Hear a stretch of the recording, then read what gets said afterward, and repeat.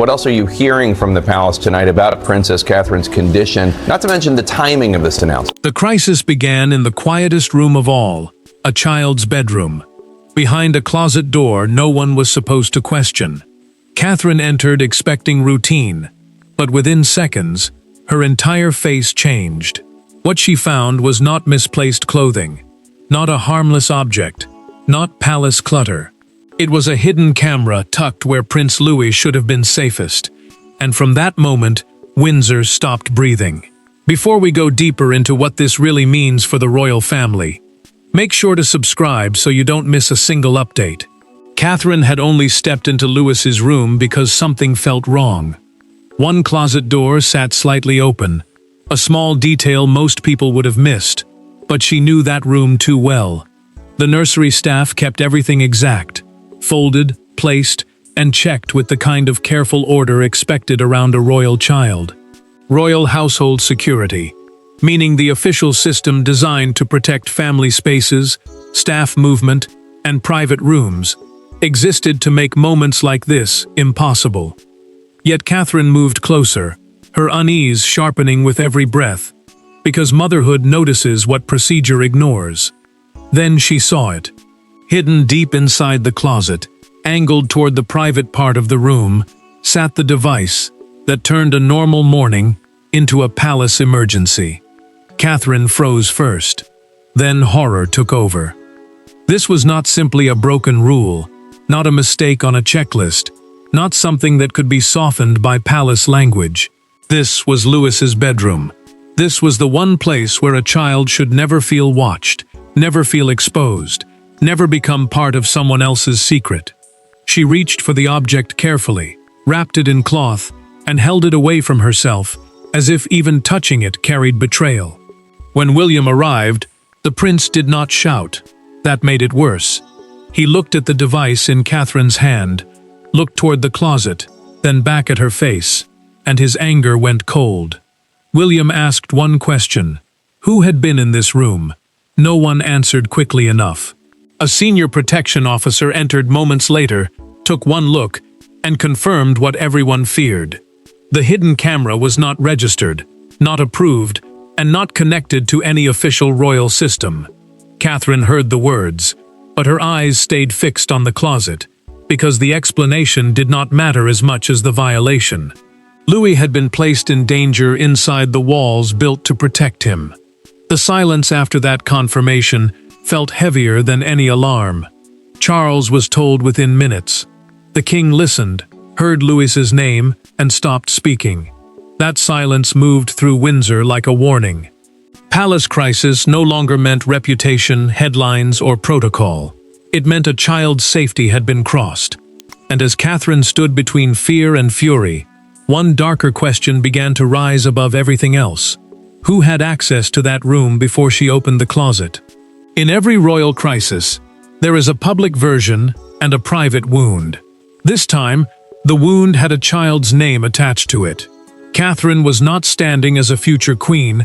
In that moment, she was standing as Louis's mother. William was not thinking like an heir, he was thinking like a father.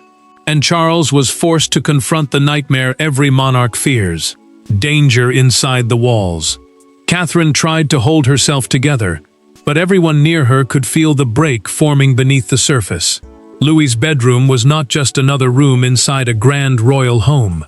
It was part of the royal household, the private working and living system around the family, where staff, security, and trusted aides are supposed to protect daily life from outside danger.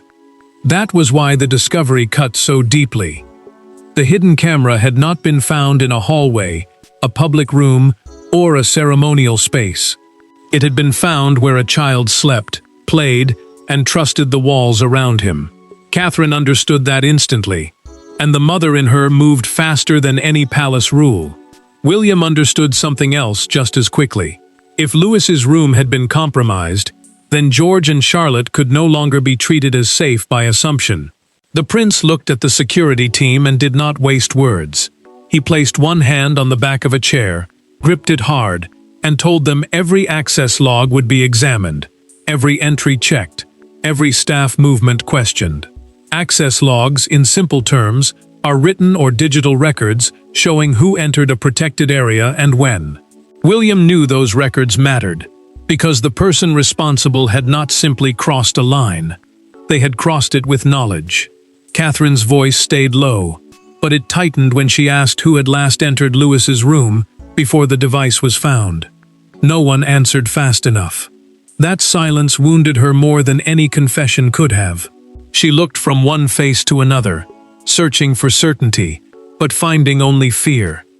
William saw that look and became even colder. The future king was no longer asking as part of the monarchy. He was asking as a father, who had just learned that the safest place in his child's world had been invaded. Charles received the first written briefing alone. The king read Louis's name once, then again, as if the second reading might make the truth less brutal. It did not. He set the file down without speaking, and that quiet reaction told the room everything. Camilla was informed separately, and the queen consort did not respond with outrage first. She went pale. Her fear made the breach feel even darker, because it suggested someone had understood the family's private routine well enough to choose the perfect moment. Then one name appeared near the access records. Catherine saw William's expression change before anyone said another word. The palace had moved from shock into suspicion, and before any confrontation could happen, Windsor had to return to the one moment that made this violation possible. Every palace scandal has a beginning people ignore until it is too late. For Windsor, the beginning was not the camera. It was a small private tour, approved quietly, handled quickly, and forgotten by nearly everyone except one nervous aide. A door had been opened for only a few minutes. A corridor had been crossed. A boundary had been softened. And now Catherine knew that moment mattered. Catherine remembered the day with painful clarity. Weeks before the discovery, a private children's charity visit had been arranged inside a controlled family wing, a part of the palace kept away from ordinary public movement because it sits close to private rooms used by the family. The visit had been called the Windsor Children's Trust Preview, a quiet event meant to show warmth and kindness at a time when the monarchy was under pressure to feel more open. The Trust, in simple terms, was a charitable group connected to children's causes, and the preview was supposed to be brief, safe, and carefully guided. Yet that small act of openness had created the first crack. Catherine had questioned the route even then. She had paused when the group moved near the corridor leading toward Lewis's room, and her concern was not dramatic or suspicious at first. It was instinct, a mother's instinct, a future queen's instinct. She asked why anyone needed to pass that close to the children's private area, and an aide quickly reassured her that the corridor had been checked. Catherine accepted the answer because she wanted to trust the system around her. But now, after the hidden camera, that reassurance felt like the first lie in a much darker chain. William remembered it too, and the memory hit him harder than anyone expected. The prince had seen Catherine's unease that day, seen the way she looked back toward the corridor, and he had told himself the staff had everything under control. Now he blamed himself for not stopping the visit completely. He did not say it loudly. He did not need to. The guilt sat on his face when he reviewed the route again, and Catherine saw it. She knew the future king was not only angry at whoever placed the device, he was angry at himself for trusting a door that should never have been opened. Then the first real fracture appeared. A junior aide admitted in a documented internal statement that one service door near the family corridor had remained unlocked for several minutes during the preview. That detail changed everything. A service door, meaning a staff entrance used for movement behind private areas, should have been secured before any guests came near. Minutes were enough. One unlocked door was enough. And when a palace technician explained in a recorded security review that the camera could have been placed quickly by someone who already understood Lewis's closet layout, the room went cold. Catherine heard that and stopped looking for accidents. William heard it and stopped believing in harmless mistakes. The preview was no longer a forgotten charity moment. It had become the trigger, the point of no return, the soft opening through which betrayal may have entered. So the quiet questions ended, the doors closed, and the confrontation began. There are moments when Catherine's silence is more frightening than anger. This was one of them. She walked into the private meeting without raising her voice, without asking for sympathy, without allowing anyone to soften the truth. William stood beside her, rigid and watchful. Charles sat opposite them with the weight of the crown on his face. And then Catherine placed the hidden device on the table. Catherine let the room feel the truth before she spoke. The meeting had been called with only the people who could no longer avoid responsibility. William, Charles, the head of household security, and the aide responsible for the charity preview route.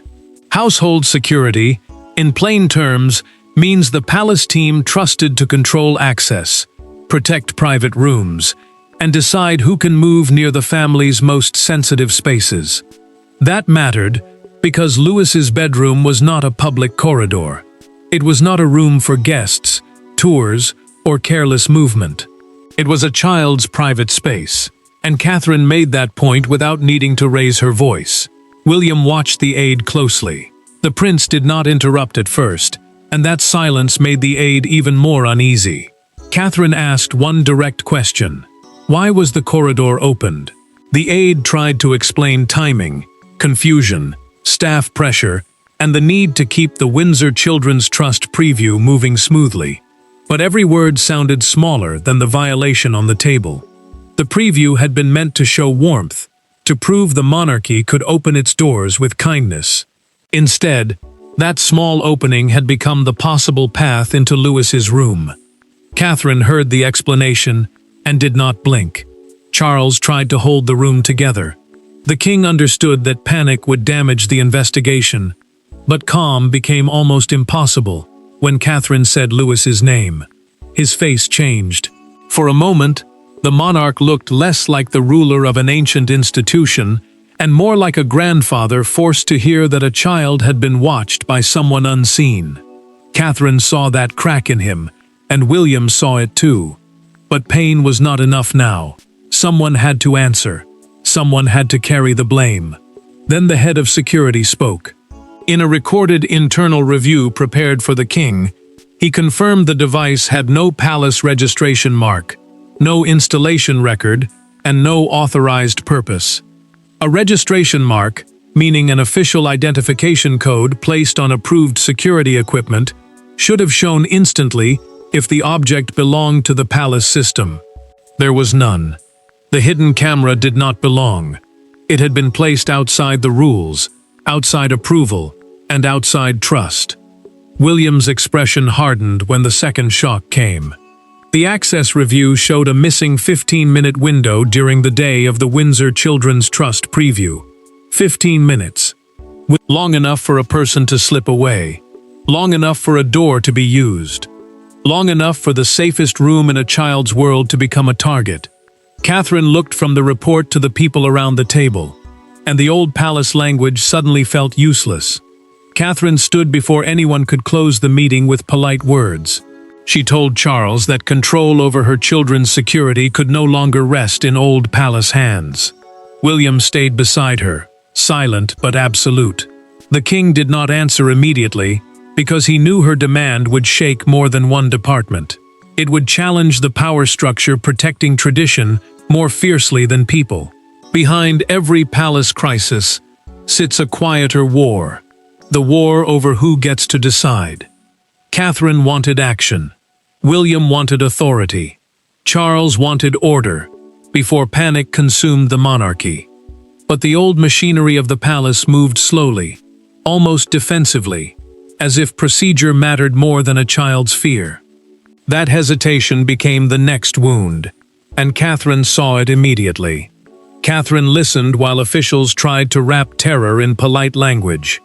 They spoke of process, review, department approval, and proper sequence, as if a hidden camera in Louis's room could be handled like a normal palace issue. A security review, meaning a formal check of how protection failed and what must change. usually moved through several offices before a major decision reached the monarch. That mattered, because the system was built for control, not speed. It protected the palace from embarrassment, but it had not protected a child from being watched. William rejected the delay before anyone could dress it up as wisdom. The prince knew committees could take days, and days were unacceptable when Louis's bedroom had already been compromised. He wanted emergency authority over the Wales children's residential security, meaning direct control over who entered their living spaces, how corridors were cleared, and when technical sweeps were carried out. Technical sweeps are detailed searches for hidden devices, listening tools, and unauthorized equipment. William demanded them without waiting for old departments to approve what a father already knew was necessary. Catherine sat quietly until the room began to mistake her silence for surrender. Then she lifted her eyes and asked whether any of them would speak the same way if it were their child. The question landed harder than anger. No one moved. No one rushed to answer. Catherine did not need a speech, because the truth was already sitting between them. Louis had been exposed in a place built to protect him, and every slow reply sounded like another failure. Charles looked torn, in a way the room could not ignore. The king understood royal procedure, the internal rules that keep palace decisions orderly, private, and controlled. He also understood the look on Catherine's face. His hand tightened around his pen when she refused to be managed, and William saw the struggle inside him. Charles wanted the monarchy steady, but steadiness no longer meant calm. It meant choosing the child over the machine. Camilla's office became uneasy when the proposed restrictions reached beyond the Wales family wing. The Queen Consort understood that limiting household movement would affect more than one corridor, more than one staff list, more than one private routine. Her aides feared the new controls would expose who had passed through protected spaces too freely. Camilla felt that tension immediately, and her quiet fear proved the decision was no longer just about one bedroom. William held his ground. Catherine did not soften. Charles looked down at the paper before him, then set the pen down with deliberate finality. The room understood before he spoke. Old palace hands would no longer decide alone. The king's next order would change Windsor immediately, and once that order was spoken, the fallout began faster than anyone inside the palace expected. By nightfall, Windsor no longer felt like a palace. It felt like a fortress recovering from betrayal. Doors were sealed, staff badges were checked. Corridors that once moved with quiet confidence suddenly carried fear. Catherine stayed close to Louis, while William moved from room to room with a father's fury hidden beneath royal discipline. Charles had made the decision. Now everyone had to live inside it. Charles authorized the lockdown with no hesitation left in him. The children's wing, meaning the private part of the royal residence where George, Charlotte, and Louis lived away from public duties, was placed under immediate restriction. That mattered, because this was no longer about one device in one closet. If someone had reached Louis's room, then every familiar space around the Wales children had to be treated as vulnerable. Every closet, vent, fixture, device, and service panel was searched by a separate security team brought in to avoid old palace influence. The king knew the order would frighten staff, but he also knew delay would frighten Catherine even more. Catherine sat beside Louis after the sweep began and held his hand longer than usual. She did not explain the full terror to him, because a mother knows when truth must be softened for a child. Louis trusted her calm, and that trust broke something inside her. She smiled when he looked at her, but the moment he turned away, the fear returned to her face. Catherine had spent years learning how to carry public pressure. This was different. Public pressure attacked reputation. This attacked innocence. William stepped into the hallway and closed the bedroom door softly.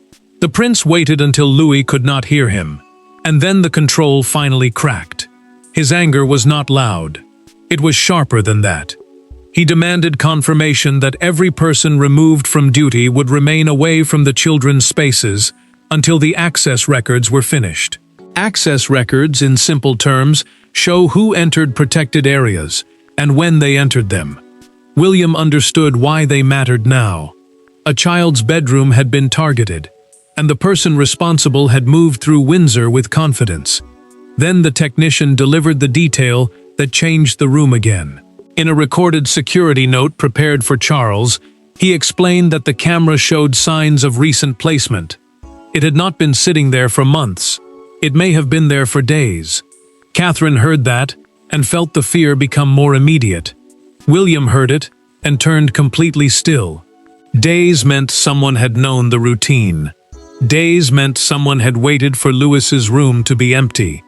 Days meant the danger had been close. The device carried no visible branding, no clear source, no simple path back to one careless mistake. But its position told its own story. Whoever placed it understood the closet layout, the timing, and the silence of that room. Catherine looked at William and realized his rage was hiding something deeper: guilt. He had trusted the palace system. He had trusted the route. He had trusted too much. And that guilt brought Catherine and William into the quietest conversation of the entire crisis. After the shouting ended, after the orders were signed, after the doors were locked, Catherine and William were left with the only truth that mattered. Their child had been placed in danger inside a home built to protect him. No aides stood between them. No monarchy softened the words. In that private silence, the prince finally said what had been breaking him since the discovery. Catherine sat across from William, after Louis had fallen asleep, and for the first time that day, neither of them had to perform strength for anyone else. The security sweep had moved to the outer corridor, meaning the detailed search for hidden devices and unauthorized equipment had shifted away from the children's immediate rooms. That mattered because the first shock had passed, but the fear had not. The private sitting room became the only place where they could speak without officials, advisors, or courtiers shaping every word. A courtier, in simple terms, is a trusted palace staff member who helps manage royal life and decisions. None of them were there now. Only Catherine. Only William. Only the guilt between them. William broke first. The prince admitted he should have listened when Catherine questioned the charity preview route, and the confession left him visibly shaken. He remembered her hesitation near the corridor. He remembered telling himself the palace knew best. He remembered trusting the same system that had now failed Louis. Catherine heard the pain in his voice and understood what he had been carrying. William was not only furious at the breach, he was punishing himself for a moment he could not undo. Catherine did not let that guilt take root between them. She told him fear could not become another intruder in their home. Louis needed both of them steady. George and Charlotte needed both of them united. She reminded William that the person responsible had already stolen enough peace from their family, and she would not allow that person to steal trust between them too. Catherine's words did not erase the horror, but they changed the direction of it. The fear stopped pushing them apart. It began pushing them forward. William then revealed, through a private written request already sent to Charles, that he had asked for a permanent independent protection review for all 3 Wales children.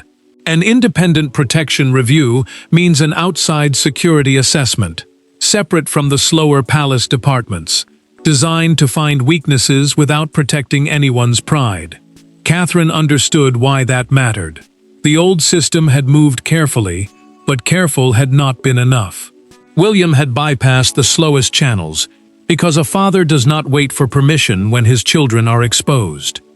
Catherine agreed to the review, but she made one thing clear: locks, cameras, checks, and orders could protect the rooms, but they could not be allowed to turn childhood into fear. Louis still needed laughter. George still needed normal days. Charlotte still needed peace. William listened, and the future king finally looked less alone. Their unity gave the palace a new message. The Wales family would not be managed through crisis. They would lead through it. But by morning, the private horror had become a public storm. The palace wanted control, but the country woke before the palace could breathe.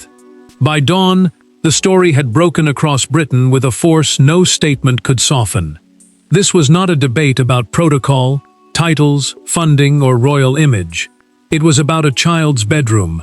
And once the public understood that, the mood outside Windsor changed from curiosity to outrage. Catherine watched the first coverage in silence, and the silence hurt more than tears. The palace statement had confirmed a serious security breach involving a private family area, while withholding technical details to protect the children. A palace statement, in simple terms, is an official message released by royal offices to control what the public is told during a crisis. This one mattered because it admitted enough to alarm the nation, but not enough to satisfy it. Catherine knew why details had to be held back. Louis still deserved privacy. George and Charlotte still deserved distance from the storm. But the moment her youngest child's room became part of the public conversation, something inside her tightened. William stood beside her as the coverage spread. The prince saw the headlines turn from shock to fury, and he understood the danger of that shift.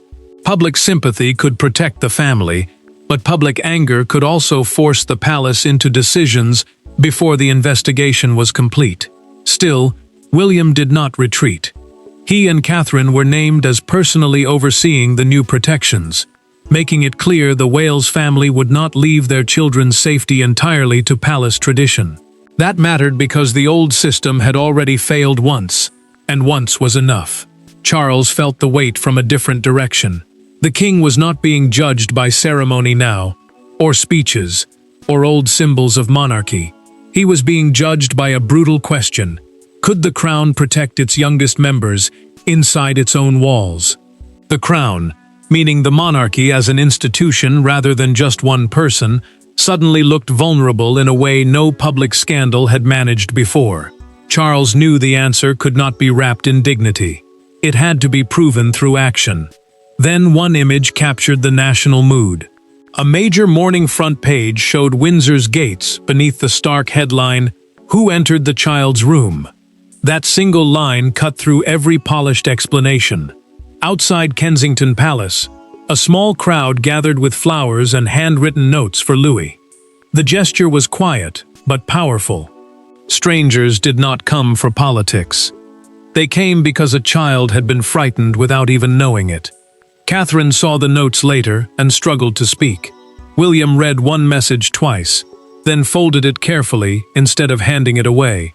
Charles understood the public had made its own emotional judgment already. This was no longer only about a hidden camera, a failed route, or a missing 15-minute window. The public reaction forced the palace toward one final verdict, not only about security, but about what kind of monarchy would survive this. And in that final judgment, the crisis stopped being about the device and became about trust itself. In the end, the hidden camera did not destroy the monarchy. It exposed what the monarchy could no longer ignore. Catherine's discovery became more than a scandal, because it forced every old rule to kneel before one simple truth. A child's safety mattered more than palace habit. Louis remained protected. William remained beside Catherine. Charles made his choice, and Windsor was never allowed to pretend again. Charles approved the permanent restructuring, with the weight of a man who knew the monarchy had come too close to failing its own blood. Private family security, meaning the system that protects the royal family's living spaces away from public duties, would no longer be controlled only through old channels. Catherine and William were given direct authority over the protections surrounding George, Charlotte, and Louis. And that decision mattered, because it changed the balance inside Windsor. The children were no longer treated as symbols inside an institution. They were treated as children first. That was the point Catherine had fought for from the moment she opened the closet. Catherine accepted the change without celebration. Her victory was quiet, almost painful, because she knew what it had cost. Louis's innocence had been touched by fear. George and Charlotte had been pulled closer into a world of locked doors and careful checks. She had forced the palace to listen, but only after her youngest child's private room had been violated. That was why her face carried no triumph. Catherine had won protection, not peace. And for a mother, that difference mattered more than any royal order ever could. William found his peace in action. The prince did not need revenge to feel powerful. He needed certainty that his children would never again be left exposed by slow procedure, soft excuses, or careless access. Standing beside Catherine, he looked less like an heir defending an institution and more like a father rebuilding a home. The future king understood something permanent had changed inside him too. Trust could no longer be inherited. It had to be earned, checked, and guarded. Then the final internal finding closed the circle. In a documented security conclusion prepared for Charles and reviewed by the Wales household, investigators confirmed the device had been placed during the confusion connected to the Windsor Children's Trust preview. The Trust preview, the small charity visit meant to show warmth and openness, became the moment everyone looked back on with regret. One route had shifted, one service door had stayed unlocked, one small mistake had nearly shattered the deepest privacy inside the royal home. Charles did not bury that truth. The king allowed the staff route failure to become the official turning point, because hiding it would have protected the system that failed Louis. The old access structure was replaced with stricter family wing controls, independent technical inspections, and limited movement near the children's private areas. Independent technical inspections, in simple words, are outside checks for hidden devices or security weaknesses, free from palace pride or internal pressure. That change proved Catherine had done more than demand comfort. She had forced accountability. Catherine's final place in this crisis was clear. She was no longer just protected by the institution. She had forced the institution to protect her children on her terms. William stood with her. Charles chose reform over silence. Louis remained safe, and the monarchy learned the lesson it should have known from the beginning. No crown, no rule, no tradition is greater than the safety of a child. There was no unfinished mystery left at the heart of Windsor, only a painful lesson, a mother's resolve, and a monarchy changed by the room it failed to guard. Thanks for watching. Please don't forget to like and subscribe, and we will see you in next one.